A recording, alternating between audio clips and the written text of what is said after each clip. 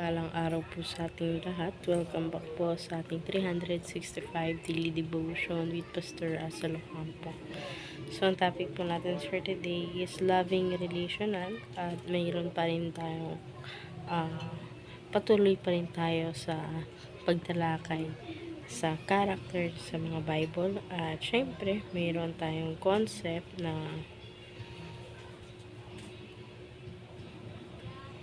main character. So, syempre, magiging topic natin na yung una si God, existence, foundation of everything. Pangalawa, God's essence, love within Trinity. At pangatlo ngayon, yung God character, loving and relational God. At meron tayong concept na who is God, a loving and relational God. Sabi dito, in revelation through human characters, but first and foremost as the main character of Scripture from the opening chapters of Genesis to the coming of Christ. God shows himself as personal, loving, and deeply relational. Even when people sin and run away, God is the one who comes looking. He speaks, listens, forgives, and chooses to dwell with his people. This reveals a God who lovingly initiates relationship by grace alone, not because humans seek but because He first seek them. At makita natin ito sa Genesis chapter 1 verse 27. Ang sabi dito, so God created mankind in His own image. In the image of God, He created them. Male and female, He created them. At ngayon po, share ko po yung mga natutunan ko sa naging topic po natin for today. Magsisimula po tayo sa ating teaching. First teaching, God is the author of marriage.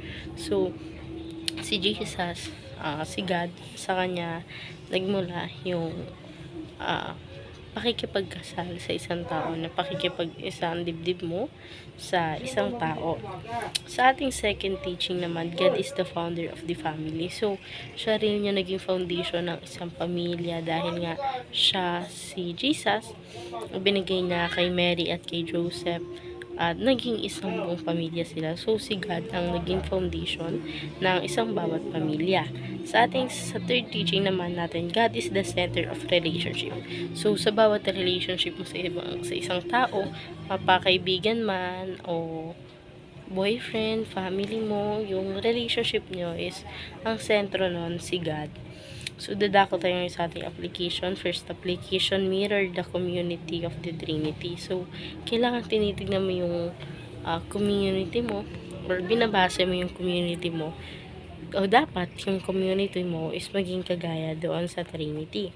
Sa ating second application naman, mend brokenness with the love of Christ. So kapag broken ka, kapag malungkot ka, yung kalungkutan mo nun at yung ka-brokenness mo, i-convert mo siya into love ng ating Panginoon.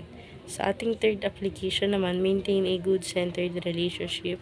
So, kailangan yung relationship natin sa isang tao is nagme-maintain sa kung paano tayo mahal ng Diyos, sa kung paano tayo nakikipag-communicate sa Kanya, and yung the way na kung paano niya rin tayo mahalin. Dadako tayo ngayon sa ating last part, which is in discussion. How can we practically apply a God-centered relationship? Para sa akin kasi, sa bawat isang tao na may relasyon sa isa pang tao, na kakaroon lang tayo ng good relationship or God-centered relationship sa bawat isa sa pamagitan ng parehas kayo nananampalataya sa Diyos or kahit isa man lang sa inyo na i-apply yung mga sinasabi at tinuturo ng ating Panginoon.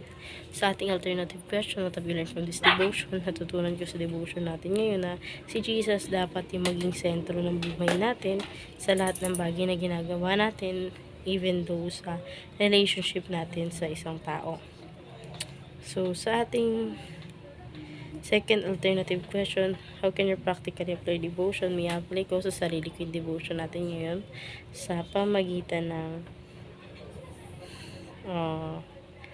kailangan yung relationship natin sa isang tao is binabase natin dun sa pagmamahal na ibinibigay sa atin ni God upang sa ganun, hindi tayo madismaya sa Kanya. So, ayun lamang po for today's discussion. Thank you for watching.